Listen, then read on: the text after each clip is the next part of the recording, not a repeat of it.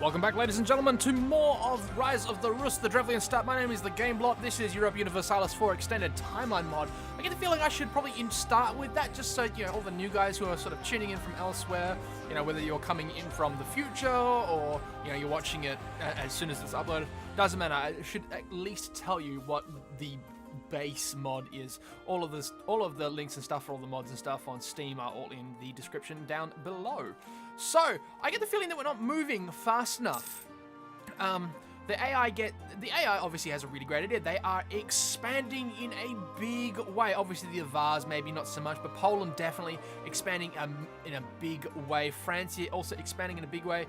Byzantium, not so much. I mean, they've had some land taken off them by the Rashidan, or I don't know, whatever they're called.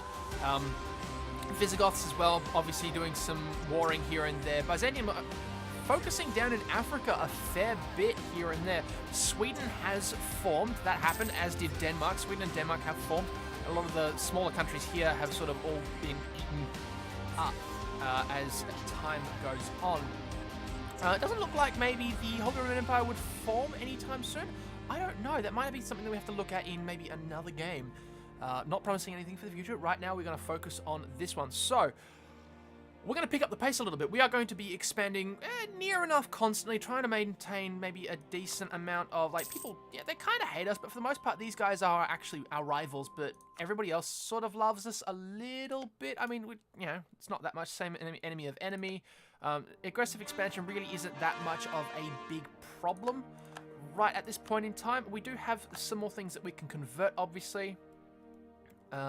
So we'll get stuck into that as we wait for things to happen. That'll take about 32 months.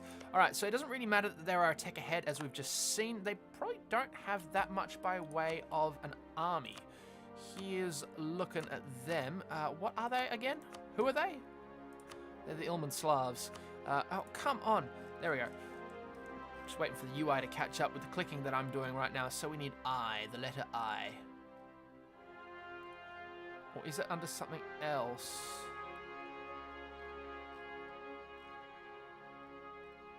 Huh.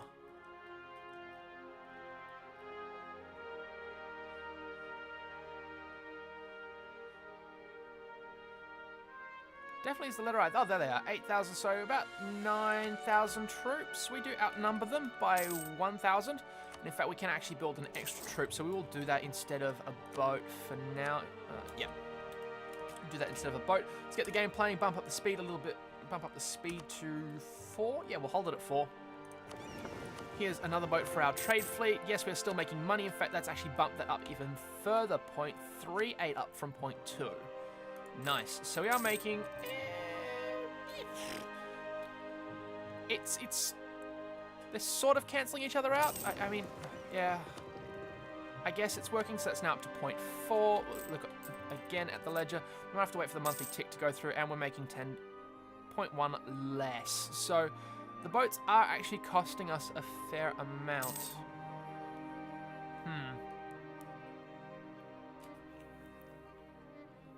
We are making a little bit more on trade? I don't know, it's hard to tell. It bumps between 1 to 0.9. That may also be because we have actually raised, we've actually built to our force limit as well. So our armies become a little bit more expensive. We are gaining some money back. We're at 0.23 rather than 0.22.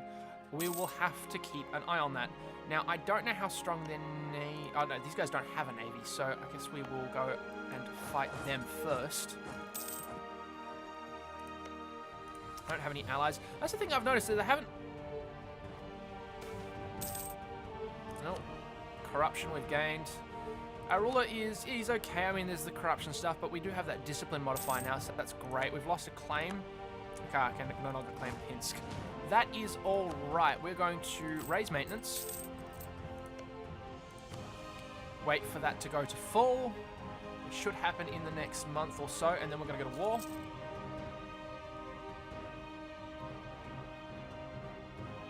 In the meantime, our missionary in Livland is doing the work. And 1 more month should see us at full maintenance. There we are. Let's go to war. Now, I believe we can raise war taxes. It's probably not going to help us all that much. Oh, no, it actually has helped us a fair bit. They are over there. We are over here. We're going to siege down that first. I think we can't really lose the prestige. I guess we'll just take a loan. That's loyalty in the bank for us, and we can curtail the nobility, which is nice, but that does lose us all the stability. Oh, it's going to be so painful. Right, let's spend some of our monarch points. Back to 0. Let's deal with that there. They are... Okay, so the clergy's not happy with us. They want land, I assume. We can give them land. We can give them a teensy-weensy little bit. Something with some high autonomy. They'll bring that down for us. All right, so we're gonna win that one.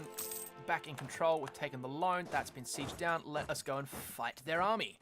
They're coming to fight us as well. We took the penalties and such, but they rolled a 0 to our 0. Oof, that's progressing way too quickly. We can barely keep up with going on. And Bulgaria has also declared war on the Slavs as well. So we need to grab as much land as we can.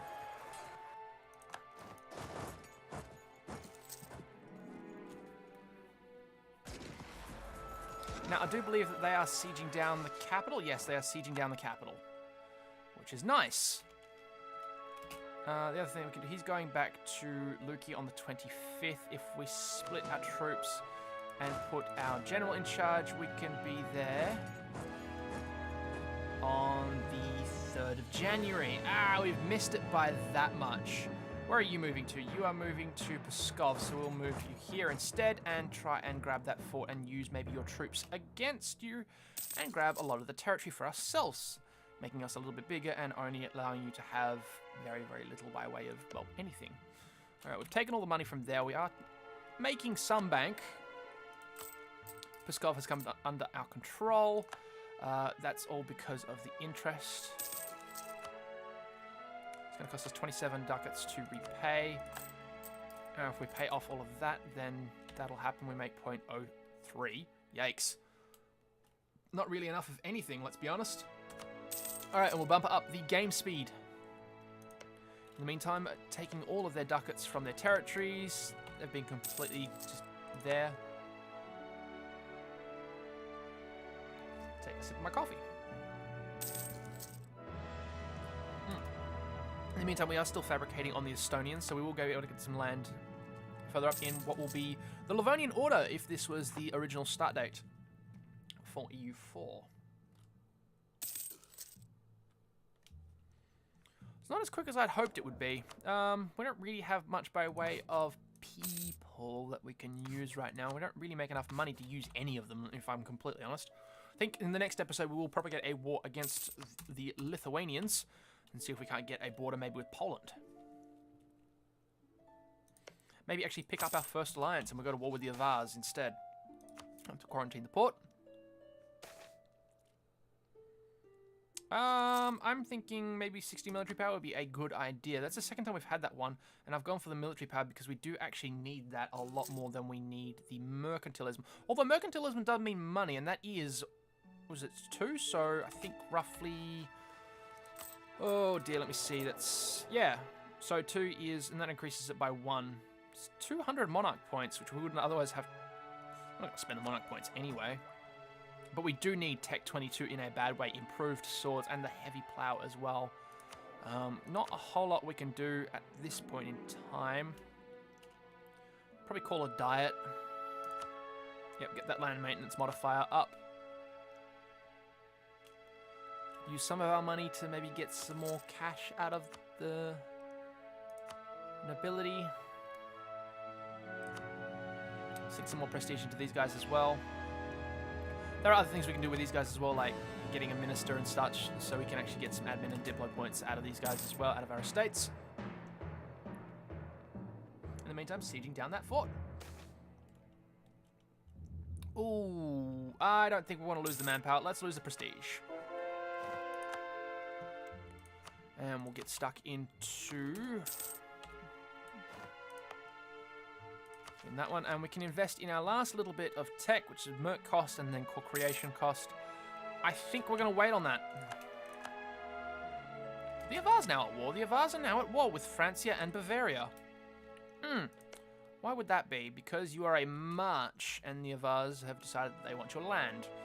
Right. Well, we'll wait till they're properly in war, then we might go to war with Bulgaria. Maybe. They do have a 14k. So we might have to get some land, potentially. And that army looks like it is primed to go for our capital at some point, so we may actually end up fighting them. This may be a short-lived series after all. Anyway, that is all we've got time for this particular episode. We'll find out what happens with the capital in our next episode. My name is The Gameblot. Thanks for tuning in.